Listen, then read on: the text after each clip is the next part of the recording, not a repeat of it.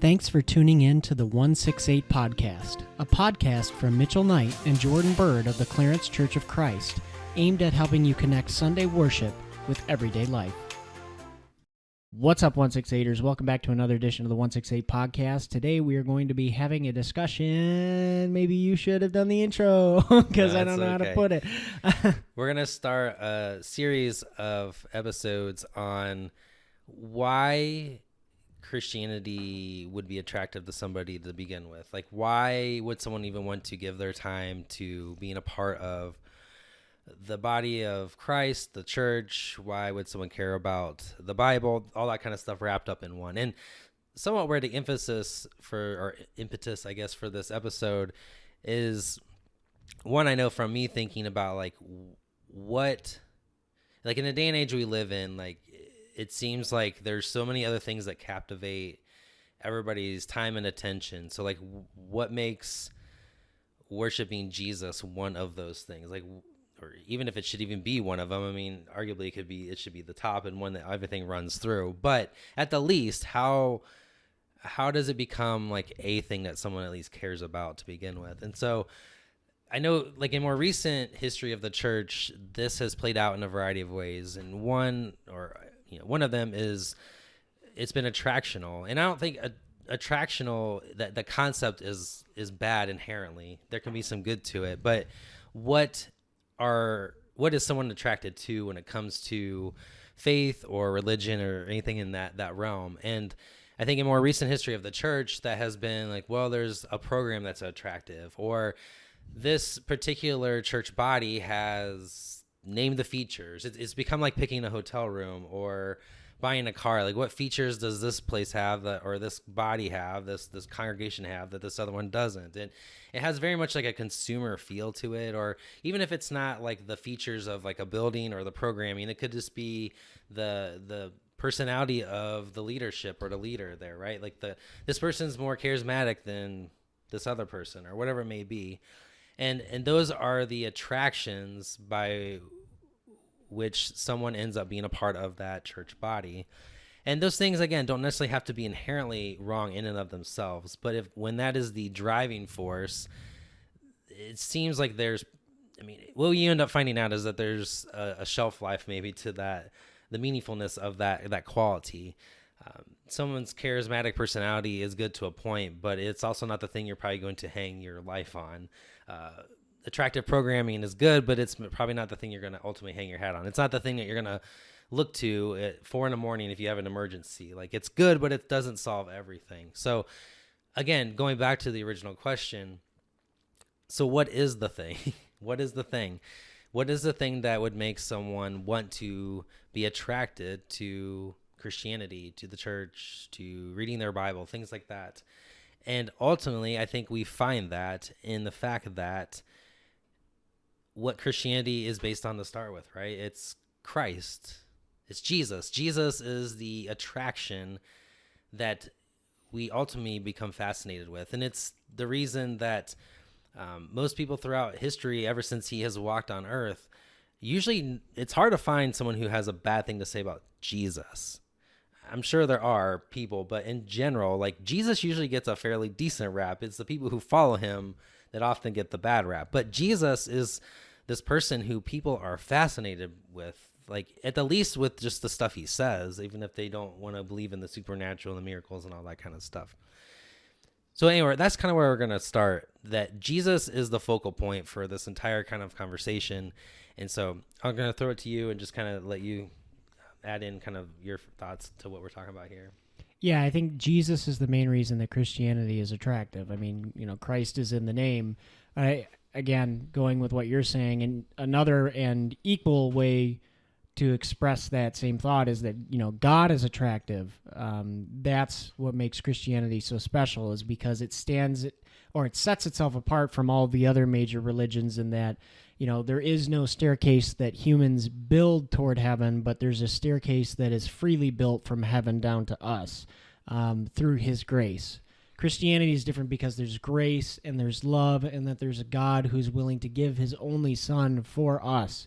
Someone who is willing to meet with the most undesirable people of the current culture at the time of the New Testament writings that there were, to meet them and love them, where everybody counts, where everyone's valued. I think mainly the identity of who Jesus is, who God is, and how he loves us is what brings people in to Christianity and to the church. And I think the reason there are so many programs and fun things that are offered is because, that just flows out of a Christ-like character trying to develop relationships in which we can encounter Jesus in a more everyday level through these different activities. But if we're jumping into that from the end point of that, like the whole, like you were saying, consumerism, well, I just want my son to go to a new basketball tournament or whatever, then, we're kind of missing the point. But if we're already connected to the identity of Jesus, and that's the foundation of our faith, and that's why we're attracted to those kinds of events, then we get to focus on how Jesus can use something as mundane as, whatever the recreation is to draw us closer to him and for us to feel like we're experiencing him in a new way. So those are just some of my thoughts on it. But yeah, I think to the point of your analogy, like a basketball tournament or camp, if that's what we're talking about, that doesn't almost matter. The avenue of practicing or competing doesn't matter if the person doesn't care about basketball. Like basketball is the attraction ultimately for someone who enters those things, right? Like you said, that the avenue through which a basketball can be played or participated in can be a variety of things at that point. And so the same thing with programming of the church or of Christianity. It can be a variety of things, but ultimately it's to encounter Jesus or to participate in the life of Jesus that he's inviting us to participate in with him. So I'm just trying to think in my own life, and so I'll throw this to you as well, but like, what would you say are some of the things that you find or have found, or maybe in your conversion to following Jesus, that were like the most attractive to you? Not that we're going to have like an exhaustive list, but just things that stand out to us of, yeah, Jesus is just different in this way. So for me, I would say that it was just the fact that Christianity, or Jesus himself, really was able to answer all the challenges I was able to throw his way. Now, like what we were talking about before we were recording is like, some Christians weren't able to respond to the challenges that I could throw their way. And a lot of times my issue is with what Christians believe, not the basis of their belief. So the debate was between two people and not me and Jesus. But when I got to the point where I understood more about Jesus and what his teachings really meant and why they were, given by him and why they were healthy for us spiritually and even physically, emotionally, psychologically, the more I was convinced that this is who God is. This is, a God who loves us, who cares for us, who's even willing to tell us the tough things that we don't want to hear sometimes in order for us to live the healthiest life that we can. So yeah, for me, it was just the fact that there is always a reason for everything controversial. Like, so I was an atheist growing up, and I had a lot of questions. But when I studied the life of Jesus, those questions were answered. But it didn't really happen with, something like Islam or Buddhism or Hinduism or something like that. Because, Jesus seemed real and authentic, and I think that was the difference for me. Yeah. For me, my background with that's different from yours, in that my context of encountering Jesus was from a family who already thought highly of him, followed him, was trying to follow him, a Christian family, if you will. Took me to church on Sundays and participated with the church, all those different kinds of things. And so to try to like think through or parse out like where I found Jesus attractive. Initially it was I just don't want to suffer the consequences of my sin kind of dynamic of, I want to experience the good stuff that Jesus offers, like the heavenly reality and resurrected life and a saved life and all that. Like that was probably the most early thought of that for me.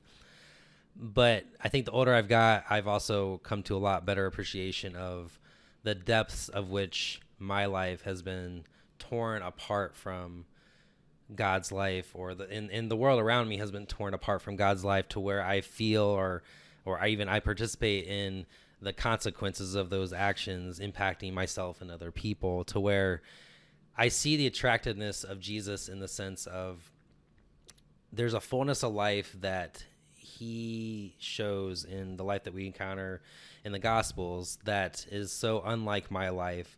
And the promises that he gives are the things I long for, but seem to not be able to do in and of myself, or societies around me don't seem to be able to make them happen. There's a respect for life that is higher than I think any other person could articulate. There's the depth of love is not just the sort of mushy, like, oh, I love you, like in a romantic sense. Not that's not still meaningful, but there's a far deeper sense of love that penetrates just like the male-female romantic relationship of meaningfulness of life, and where sacrifice fits into that, which then ultimately goes to the Jesus offering his own life to make way for me to experience the newness of life as well. And I know at one point in my life there was just kind of wrestling through like making sense of life and whatnot, and the whole free will dynamic I think was a big thing for me, of that it's possible that God created a world, and that Jesus shows, I think, this world where God is in control in the sense of like he has authority over all things, but yet that can still work in and through humanity having free choice. And so I'm not just like some robot or automaton, but like he really created me to participate in this world in a way in which I get to actually participate. And so there's a meaningfulness there. There's a dignity that comes with that, a purpose that comes with that. Like I think all those things are part of the attractiveness of what right. Jesus has revealed of who God is, but then also who he's created us as human beings to be. And I can see in his life how I fall so short of that, but yet how I can live into that in and through being connected to him. And so there's a hope that comes with that as well. So I have two things to add on to that. First, based on what I said earlier, I know it can sound kind of intellectual when I talk about, Jesus was able to meet my challenges and stuff like that, but it wasn't just in my mind. It was stuff that I was really struggling with in my heart. Like, how could God allow this? Why doesn't God allow us to do this? Why doesn't he like this? And those answers were provided for. But the other thing that was on top of that, kind of what Jordan was alluding to with his family and stuff like that, was other people, people who had been transformed by God to be more than what they used to be, people who had really dark pasts but were now living, a brilliant and bright and full life with seemingly no explanation except the one that they could give me, which was Jesus, and his blood and his spirit. So that was another big reason for me to want to jump in, was seeing how tangible that kind of work that he was doing was, and I wanted him to do that in my life. And I hope that people will look at me and feel attracted to Jesus for the same reasons. And my hope for you too, and for Jordan and for everyone around the world. Yeah, so we'll touch on this a little bit more in coming episodes, but like ultimately what we're hoping this discussion can drive is that it shines a light on the attractiveness of Christianity or following Jesus is ultimately Jesus. It's not the particular church that you are a part of, or the programs that you're a part of, or any of those different things. That's not to say those things aren't meaningful, but they are not the end all be all thing that should be the thing that attracts you to Jesus. Like if Jesus is somehow secondary to those things, then that's where there's an unequal dynamic going on. But I think when we look at it through this lens, it does bring a lot of like churches, comparison of churches into somewhat of a more neutral playing field, because if Jesus is the focal point and all the other things are just secondary at best, as long as you can encounter Jesus and live into following him in the everyday details of your own life in the location in which you live, then it's likely you can find a church that can do that. And it doesn't have to have all these other things that go with it. Again, it's not that those things aren't beneficial or helpful or whatever. And that's probably a discussion for a whole other time. But my point is that it takes it kind of levels the playing field of the discussion of like which church is better or whatnot. It's like ultimately, like, does it focus on Jesus? Does it help you? Does it call you to encounter him each and every week, to be grounded in him? Like ultimately that's what's important and what matters. And the other things are helpful, but they're always going to be kind of shifting and changing with the trends of culture and the way that we experience in them.